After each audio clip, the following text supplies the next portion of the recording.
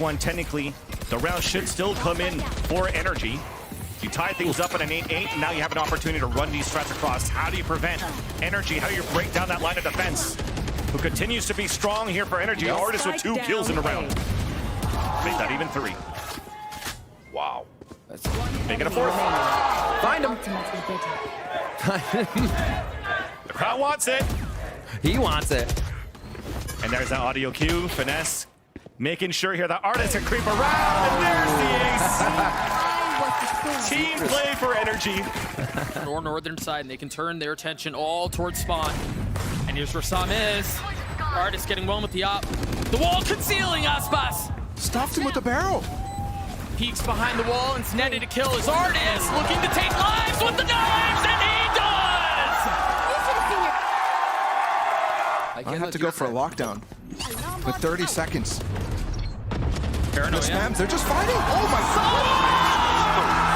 Saab with the ace! The resistance keeps the distance as Loud cannot get on the site! Are you kidding me? Where did that just come from?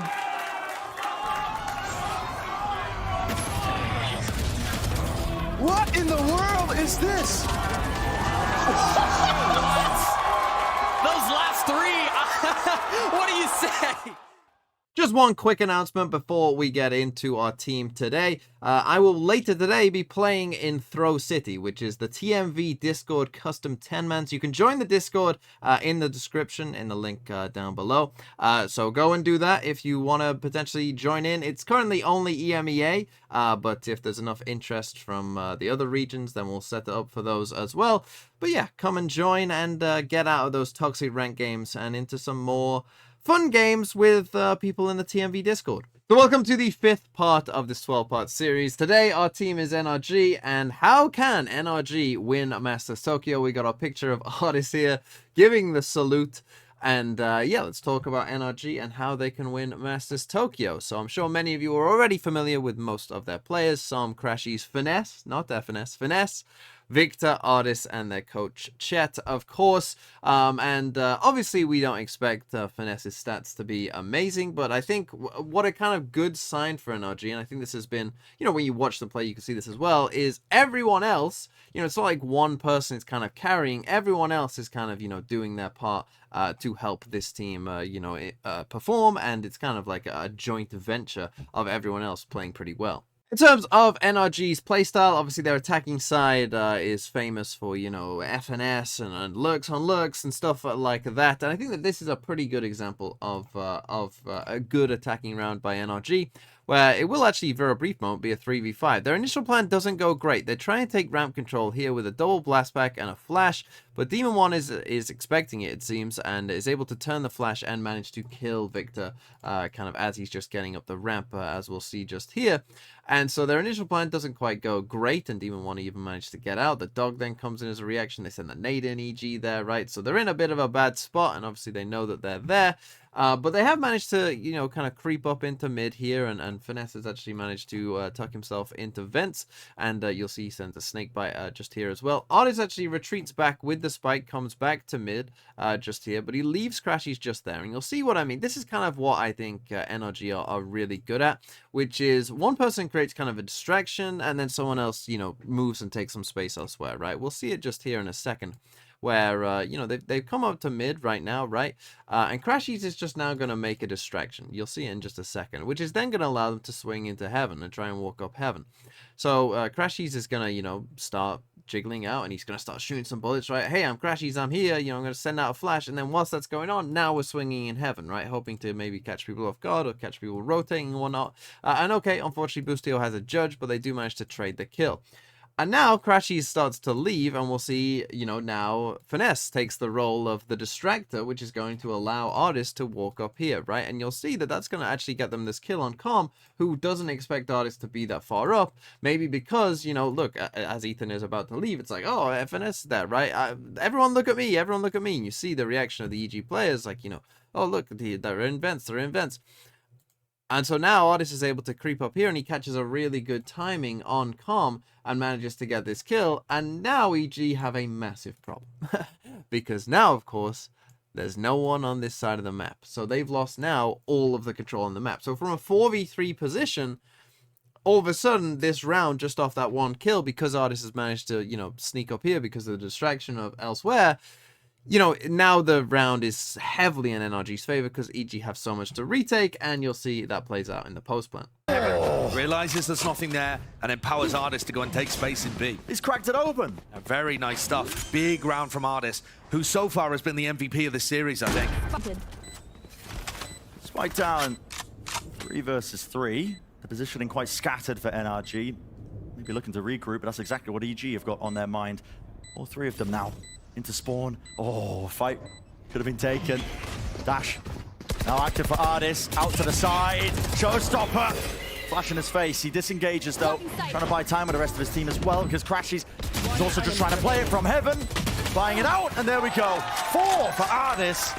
Massive performance. Now, another thing I wanted to highlight here, and we'll take a look at the game against Cloud9 to qualify, is just Crashies. Because Crashies, I think, particularly towards kind of the playoff stages, just went absolutely crazy. And here's another good example of it, where whenever he's in a clutch, I mean, they're just crazy. And we'll see that, you know, sometimes NRG can like to, you know, be proactive, and they're going to go for this kind of C pinch out of B and C here. A very interesting little idea they cook up here on an eco in a crucial round. You know, it's 11-9, close game, and it kind of works for them pretty well, but unfortunately for them, eventually we're going to end up in a situation where Rooney gets both of those kills, and it's Crashies in a 1v2 on the kind of wrong side of the map here for him, and he has no ideas where these players are going. Obviously, he might expect that they'll go to the side that, you know, they haven't seen anyone just yet, but he doesn't know that, and so it's a very difficult position. But as I said, it's Crashies.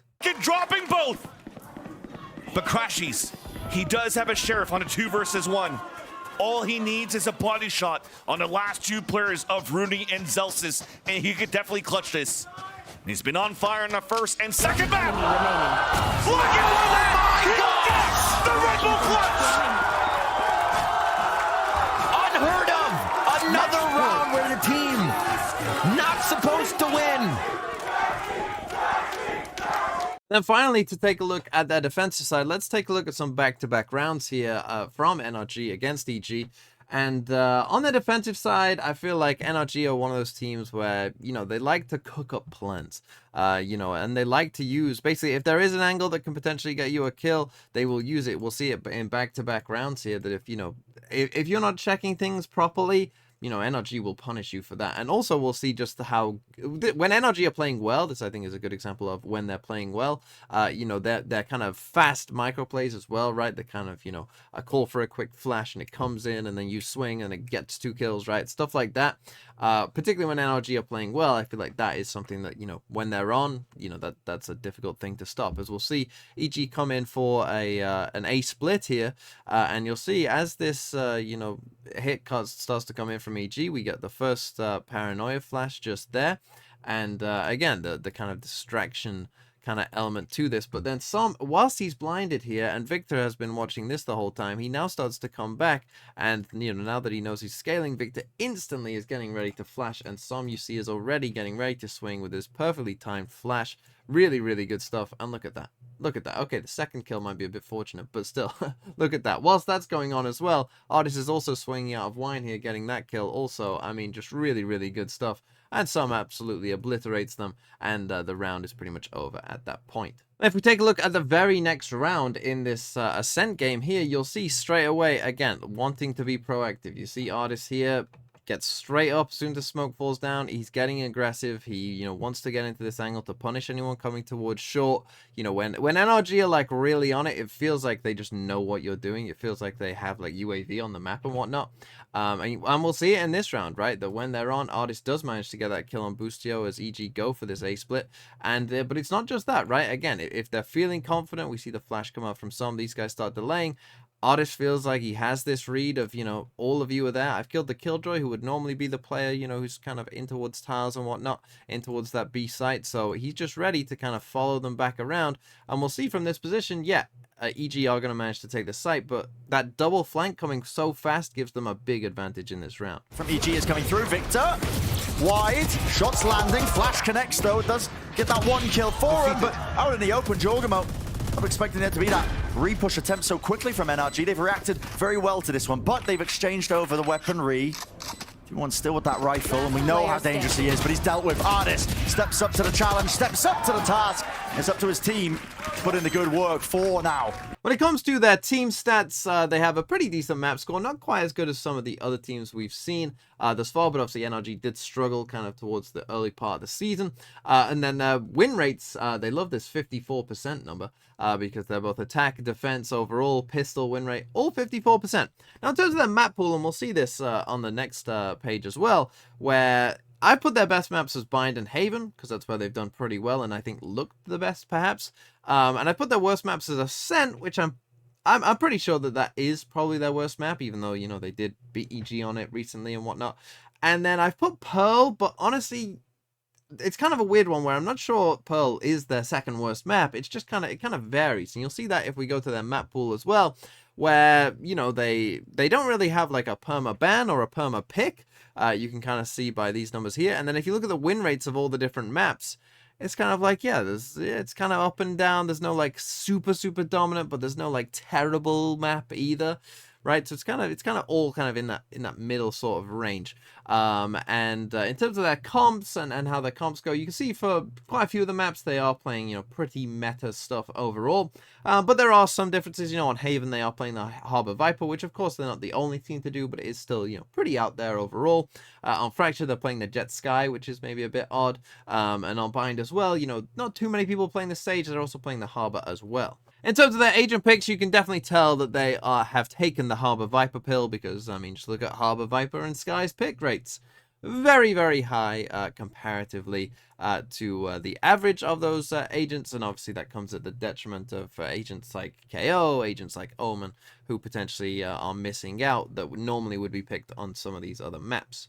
And so when we're talking about how NRG can win Masters Tokyo, I don't think that they need a miracle or anything like that. What they probably need for NRG to win Masters Tokyo is they probably need, you know, I would say Artis playing like, you know, FPX Copenhagen form Artis.